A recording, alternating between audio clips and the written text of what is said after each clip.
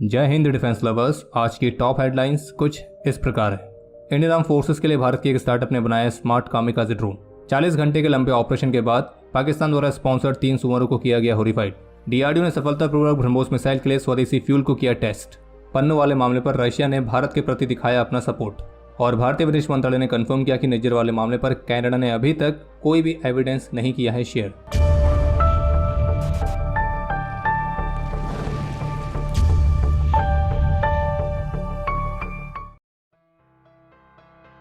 Bengaluru based एक drone startup जिसका नाम है cadet defence systems, short form में KDS, तो इन्होंने अपने एक नए स्वदेशी इनोवेशन को अनवील किया है जो कि एक लॉइटरिंग एरियल म्यूनिशन है, जिन्हें कामिकाज़े या फिर सुसाइड ड्रोन भी कहा जाता है। और इस लॉइटरिंग एरियल म्यूनिशन को DRDO के DCPP मॉडल के अंडर विकसित किया गया है। DCPP का मतलब है डेवलपमेंट कम प्रोडक्शन पार्टनर।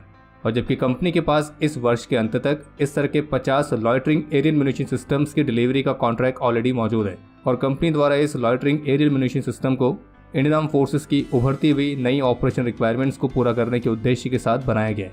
ये सिस्टम डेजर्ट से लेकर प्लेन्स एरियाज, यहाँ तक कि हाई एल्टीट्यूड रीजन्स, तो वहाँ पे भी परफॉर्म करने में सक्षम है।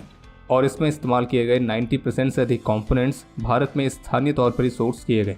बाकी कंपनी की योजना इस सिस्टम के प्रोडक्शन को बढ़ाने की है और अगले 2 से 3 वर्षों के अंदर वे इस तरह के करीब 5000 सिस्टम्स को डिलीवर करेंगे। बाकी इस लॉइटरिंग एरियल म्यूनिशन सिस्टम की सबसे खास बात यह है कि इसे एक प्रिसिशन स्ट्राइक करने के लिए कॉम्बैट UAV की तरह भी इस्तेमाल किया जा सकता है और टारगेट एंगेजमेंट्स के लिए किसी भी कामिकाज़े ड्रोन की तरह। और भारत में जो इस तरह के लॉइटरिंग एरियल म्यूनिशन सिस्टम्स का मार्केट साइज है तो वो लगभग 15,000 करोड़ रुपए का है।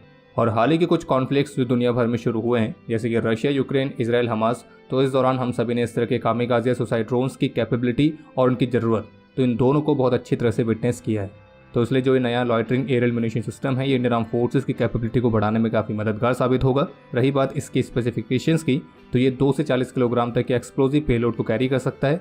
ये 150 से 300 किलोमीटर तक की रेंज तक ऑपरेट कर सकता है और इसमें runway independent hybrid vertical take off और लैंडिंग वाली कैपेबिलिटी भी है। और इस ड्रोन का सबसे बिगेस्ट वर्जन 12 घंटे तक लॉइटर करने में सक्षम होगा। 6 और 7 मई की रात से जो कुलगाम के रेडवानी इलाके में एक एंटी टेररिस्ट ऑपरेशन लॉन्च किया गया था, तो इससे जुड़ा हुआ अपडेट ये है कि इस ऑपरेशन के दौरान पाकिस्तान द्वारा स्पॉन्सर्ड एक और सुअर को सफलतापूर्वक हॉरिफाइड कर दिया गया। यानी कि लगभग 40 घंटे के ऑपरेशन के बाद पाकिस्तान द्वारा स्पॉन्सर्ड टोटल 3 सुअर सफलतापूर्वक हॉरिफाइड किए गए। इनमें से 2 7 मई को ही ढेर कर दिए गए थे और जो एक है उससे भी कल रात को ढेर कर दिया गया है। बाकी मारे गए आतंकियों के पास से हथियार बरामद किए गए और इस तरह से हमारे सिक्योरिटी फोर्सेस ने एक और टेरर इकोसिस्टम को डिस्ट्रॉय किया। और बाकी अब ये जो ऑपरेशन है ये पूरा हो चुका है।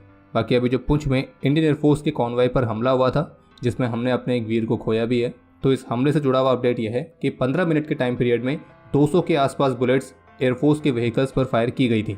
तो इस हमले में शामिल 3 आतंकियों की CCTV फुटेज से फोटोग्राफ्स भी जारी की गई हैं। और इन तीनों में से एक है इलियास, जो कि फॉर्मर पाकिस्तानी आर्मी कमांडो भी है।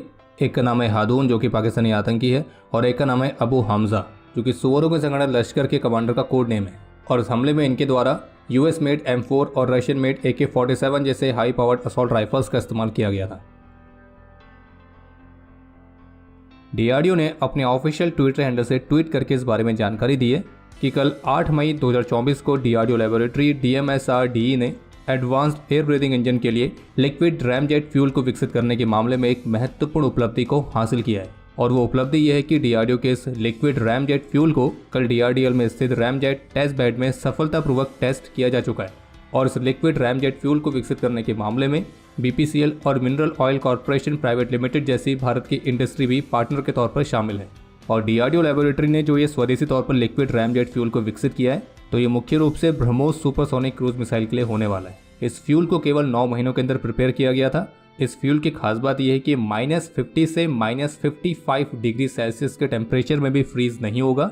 और चूंकि अब इसकी कल 8 मई को सफलतापूर्वक टेस्टिंग भी कर ली गई है, तो आसान शब्दों में आप इसको इस तरह से समझ सकते हैं कि जो लिक्विड रैमजेट फ्यूल वाला डेवलपमेंट है, तो इसकी मदद से जो हमारी ब्रह्मोस सुपरसोनिक क्रूज मिसाइल है उसमें स्वदेशी कंटेंट की मात्रा और ज़्यादा बढ़ने वाली है।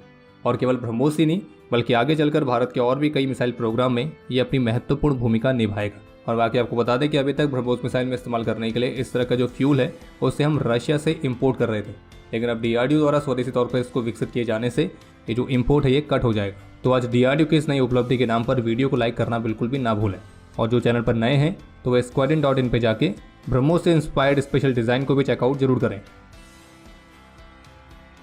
तो जैसे कि पन्नू वाले मामले पर अमेरिका की तरफ से भारत पर कुछ आरोप लगे थे और इन आरोपों को भारत ने सिरे से खारिज किया था, और जबकि इस पूरे मामले की जांच के लिए एक इन्वेस्टिगेशन भी ऑलरेडी की जा रही है।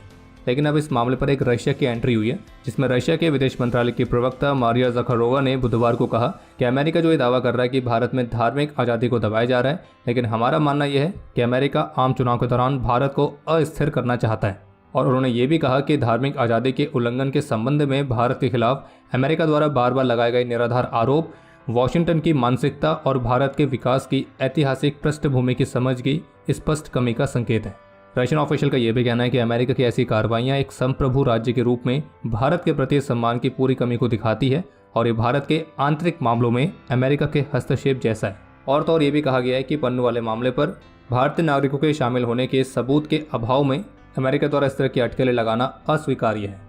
यानी कि आसान शब्दों में कहने का मतलब यह है कि जो यूएस की तरफ से हाल ही में भारत पर रिलीजियस फ्रीडम और ये पन्नू वाले मामले पर शामिल होने के आरोप लगाए गए थे, तो रशिया मानता है कि ये सारे आरोप निराधार हैं क्योंकि अमेरिका ने कोई सबूत साझा नहीं किए हैं और भारत पर इस तरह के आरोप लगाना एक तरह से भारत जैसे देश का अपमान करना है और उनके आंतरिक मामलों में हस्तक्षेप करना है। खैर, भारत के पक्ष में रूस की तरफ से इस तरह की स्टेटमेंट आना कोई सरप्राइजिंग बात नहीं है, क्योंकि रशिया ने हमेशा ही अपने आप को भारत का एक रिलायबल पार्टनर के तौर पर पेश किया है। तो रशिया की इस स्टेटमेंट पर आज प्रेस कॉन्फ्रेंस में भारतीय विदेश मंत्रालय के प्रवक्ता का ये भी कहना था कि अमेरिका की जो रिपोर्ट्स आई थी उस पर जिस तरह की टिप्पणी करनी थी वो हमने करी है, और साथ में हमने ये भी कहा था कि अगर बाहर से कोई हमारे वहाँ इन्फ्लुएंस करना चाहे, किसी तरह का इंटरफेयर करना चाहे, तो वो कभी भी इसमें सफल नहीं होगा। बाकी कनाडा में जो निज्जर वाला मामला चल रहा है, जिसमें अभी 3 लोगों की गिरफ्तारी भी की गई है, तो इस पर भी भारतीय विदेश मंत्रालय कहना था कि कनाडा ने हमें इस गिरफ्तारी के बारे में सूचित जरूर किया है, लेकिन हमें अभी फिलहाल कोई भी फॉर्मल कम्युनिकेशन नहीं मिला है और न ही कनाडा ने हमारे साथ इस मामले को लेकर कोई भी स्पेसिफिक या रेलिवेंट एविडेंस शेयर नहीं किए हैं। इसके अलावा नेपाल द्वारा नए करेंसी नोट को जारी किए जाने वाले मामले पर, जिसमें नेपाल के मैप में भारत के क्षेत्रों को भी उनके क्षेत्र में दिखाया गया है, तो इस पर भारतीय विदेश मंत्रालय ने भारतीय विदेश मंत्री डॉक्टर एस जयशंकर के उस रिमार्क को फिर से दोहराया कि किसी भी तरह की एक तरफा कार्रवाई ग्राउंड पर रियलिटी को नहीं बदल सकती है। बाकी नेपाल और भारत अपने बीच के स्टैब्लिश प्लेटफॉर्म के माध्यम से बाउंड्री मैटर्स को डिस्कस कर रहे हैं। आगे आपको ये भी सूचित कर दें कि मालदीव के विदेश मंत्री भारत की विजिट पर हैं और आज उन्होंने अपने भारतीय काउंटर पार्ट के साथ एक बायलैटरल डिस्कशन भी कंडक्ट किया है। आज 9 मई को रशिया ने अपनी विक्ट्री डे परेड के दौरान अपने न्यूक्लियर आर्सेनल को भी डिस्प्ले किया था, और इस विक्ट्री डे परेड को संबोधित करते हुए रशियन राष्ट्रपति व्लादिमीर पुतिन का ये भी कहना था कि ग्लोबल क्लैश को प्रिवेंट करने के लिए रशिया सब कुछ करेगा, लेकिन इसी सेम टाइम पर हम किसी को भी हमें धमकाने भी नहीं देंगे और हमारे जो स्ट्रेटेजिक फोर्सेस हैं वो हमेशा अलर्ट पर हैं। जबकि वेस्टर्न कंट्रीज के लिए रशिया के डेप्यूटी फॉरेन मिनिस्टर की तरफ से भी एक वार्निंग जारी करते हुए कहा गया है कि रशिया अपने न्यूक्लियर डेटरेंट को बढ़ावा देने के लिए बाध्य महसूस करता है और इसका कारण है वेस्टर्न कंट्रीज के एक्शंस। और रशियन ऑफिशियल ने क्लियर किया है कि उनकी न्यूक्लियर डॉक्ट्रिन में किसी भी तरह के बदलाव की फिलहाल अभी कोई चांसेस नहीं है। और रशिया की न्यूक्लियर डॉक्ट्रिन साफ कहती है कि जब खतरा रशिया के अस्तित्व पर आएगा तो ऐसे मामले पर रशिया न्यूक्लियर वेपन्स का इस्तेमाल करेगा। और जबकि अभी हाल ही में ईरान के ऑफिशियल्स की तरफ से भी कहा गया है कि अगर बात उनके अस्तित्व पर आएगी तो फिर ईरान भी अपने न्यूक्लियर डॉक्ट्रिन को बदलेगा। और अब समय है आज के इतिहास का। आज के दिन 2017 में जम्मू कश्मीर के शोपियां में इस देश के प्रति अपना कर्तव्य निभाते हुए लेफ्टिनेंट उमर फयाज ने अपना सर्वोच्च बलिदान दिया था। और अगर आपको लेफ्टिनेंट उमर फयाज के बारे में और अच्छे से जानना है तो आप भावना अरोड़ा जी द्वारा लिखी गई उनकी एक बुक जिसका नाम है अनडाउंटेड लेफ्टिनेंट उमर फयाज ऑफ कश्मीर, तो इस बुक को आप जरूर पढ़ें। बाकी आज के दिन 1994 में 20 असम राइफल्स के असिस्टेंट कमांडेंट लाभ सिंह और मेजर सुनील बख्शी वीर गति को प्राप्त हुए थे। और आपके लिए आज का प्रश्न है कि राजपूताना राइफल्स का वॉर क्राई क्या है। और अब समय है आज के टॉप 3 कमेंट्स का, जो ये रहे आपकी स्क्रीन पर।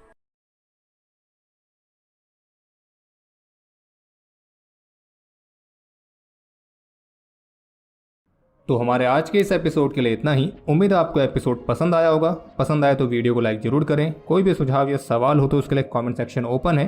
और मिलिट्री से रिलेटेड और भी इंटरेस्टिंग कंटेंट को एक्सेस करने के लिए डिफेंस स्क्वाड की सुपर ऐप को डाउनलोड करना ना भूलें, जिसका लिंक इस वीडियो के डिस्क्रिप्शन में दिया गया है। बाकी अगर आपने अभी तक इस चैनल को सब्सक्राइब नहीं किया है तो सब्सक्राइब जरूर करें। हम जल्द मिलेंगे नए एपिसोड के साथ। तब तक के लिए जय हिंद, जय भारत।